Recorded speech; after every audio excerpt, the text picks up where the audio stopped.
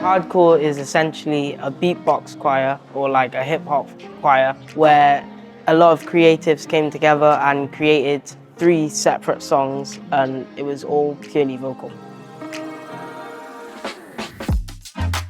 Mum signed me up because she basically signs me up for most things in the WMC, and then after going once I decided to continue because it was very good.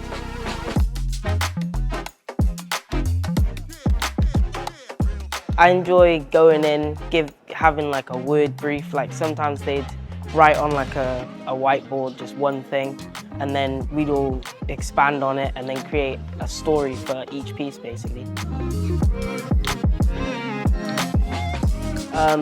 I'd say learning the beatbox and like sort of having like a word and then creating like a story from it, and then we went from there and created a whole piece.